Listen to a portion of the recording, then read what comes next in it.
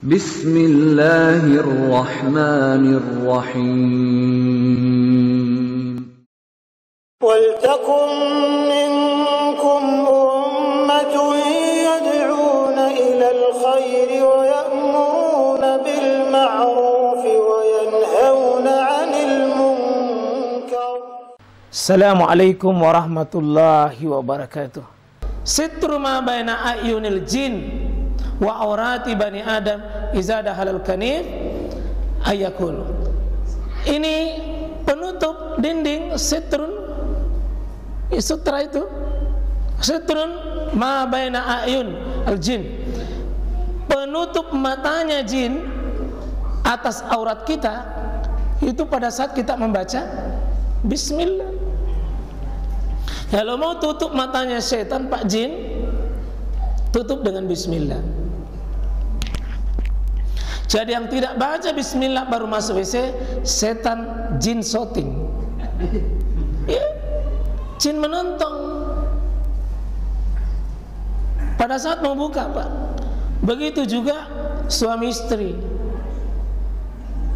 Kapan tidak bismillah, bisa jin temani bekerja. Maka kita berlindung. Nah, ya.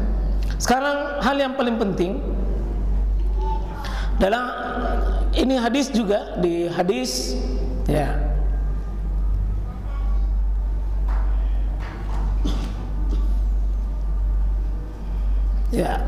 di hadis yang ke-13 di kitab Umdatul Ahkam ya, ada ini muncul ini nih, An-Nabi Ayyub Al-Ansari. Ini sahabat Abu Ayyub Al-Ansari. Ana Nabi sallallahu alaihi wasallam qala, bahwa Nabi SAW mengatakan, menyampaikan, qal iza ataitumul ghaid. Ini ghaid itu juga boleh pak. Jadi banyak istilah fikihnya nih. Ya, tanah yang tenang, tanah itu bisa ditempati buang hajat, namanya ghaid. Kalau datang di situ, ya kalau datang di situ di tanah itu, karena di masa Nabi kan belum ada WC sebagaimana WC hari ini. Masih sangat terbatas sekali pak. Apabila kau datang di situ di WC itu, kata Nabi, fala tastaqbilu kiblat, jangan menghadap ke kiblat, jangan menghadap kiblat. Wala tadbiruha, jangan juga membelakangi. Jadi jangan menghadap, jangan juga membelakangi. Nah, ini pak adab. Ini adab ini. Kalau perkara begini kita langgar-langgar bagaimana menuju sunnah. Tapi ini pada saat buang hajatnya Pak, bukan pada saat membersihkannya. Kalau saat membersihkan boleh saja menghadap kemana. Yang penting buangnya. Ketika datang buang hajat, buangnya tidak boleh menghadap, tidak boleh membelakang. Tapi kalau nanti bersihkan, menghadap kemana saja. Walakin kata Nabi sallallahu alaihi wasallam, syarriku, menghadap ke timurlah. Au gharribu, tapi menghadap ke barat. Tolong perhatikan ini hadis, karena ini hadis kalau kita menghadap ke timur, menghadap ke barat, justru membelakangi dan menghadaplah ke menghadap kiblat. Tapi kenapa Nabi ucapkan syarriku au gharribu? Karena kan tidak boleh menghadap kiblat. Tapi kenapa Nabi di sini menghadap ke timur atau menghadap ke barat lah? Karena posisi Nabi di mana diucapkan sesuai kondisinya. Nabi itu pak dengan kiblat itu utara selatan. Madinah dengan Mekah itu utara selatan. Jadi tidak semua teks kita harus mentah-mentah untuk menerapkannya. Yang kita pahami di sini, fala tastaqbilul kiblah wala tastadbiruha. Adapun di mana kita berada tergantung di kondisi mana kita, di daerah mana kita di kiblat itu. Ya.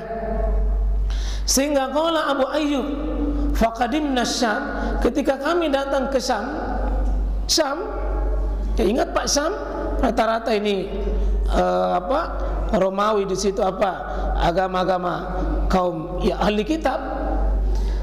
Fawajadna marahid. Ini istilah juga dari al-ghaid, kamar mandi. Tempatnya itu kita buang ini marahid.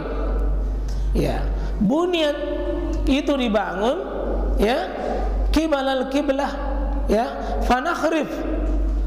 Ternyata kiblat apa WC-nya orang di Syam ketika Abu Ayyub Al-Ansari ini datang di sana, WC-nya itu menghadap kiblat. Apa kata Abu Ayyub Al-Ansari?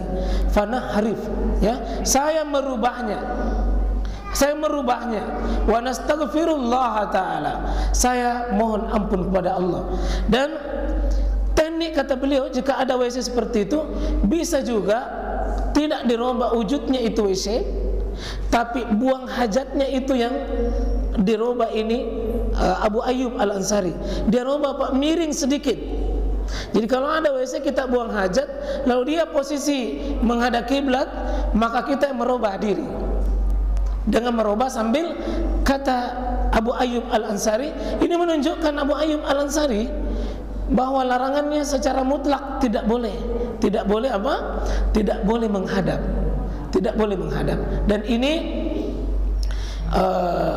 riwayat Bukhari Muslim diambil oleh kitab Al-Umdah oleh Syekh Abdul Ghani.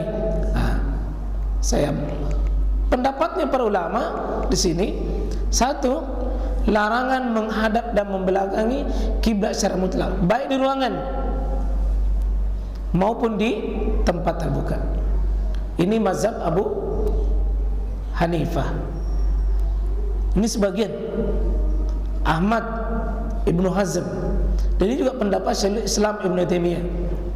Ibnu Hazm menukilnya dari Abu Hurairah, Abu Ayyub, Ibnu Mas'ud, Saraka bin Malik, serta dari tabi'in besar yang ada di Mekah, namanya Atha, An-Nahai, Al-Thawri, Abu Thawr. Ini tadi dalilnya. Ya, tidak boleh secara mutlak. Meskipun nanti ada pendapat ya, mungkin mereka mungkin ya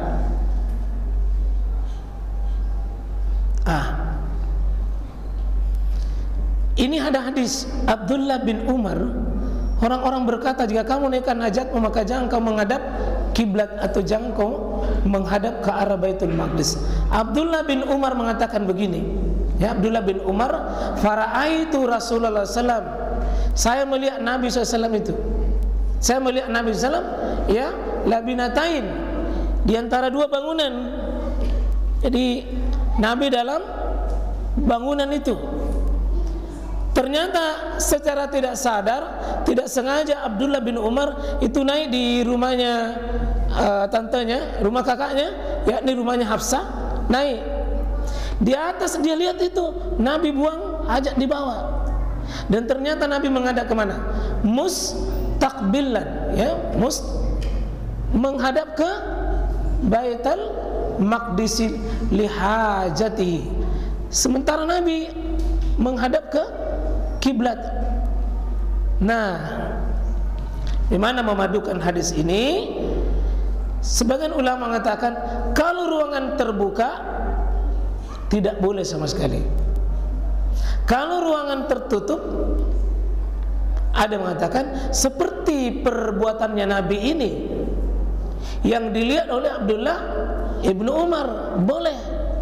Ini satu pendapat. Tapi kalau pendapat tadi Abu Ayyub tidak boleh, sama Abu Hurairah tidak boleh, Abu Hanifah tidak boleh. Pendapat tidak boleh, ya, karena perbuatan Nabi ini bertentangan dengan perkataannya. Jika ada perbuatan bertabrakan dengan perkataan, yang mana dimenangkan, Pak? Perkataan, maka perkataan lebih tinggi. Karena tidak ada penghususan, tidak ada penjelasan bahwa Nabi SAW menjelaskan, maka bisa jadi satu kehususan Nabi SAW, tidak boleh yang lain. Nah, tapi bisa juga maknanya, bisa jadi maknanya adalah dosanya lebih besar kalau ruangan terbuka dibanding dengan ruangan tertutup. Ya, sampai di sini, Pak.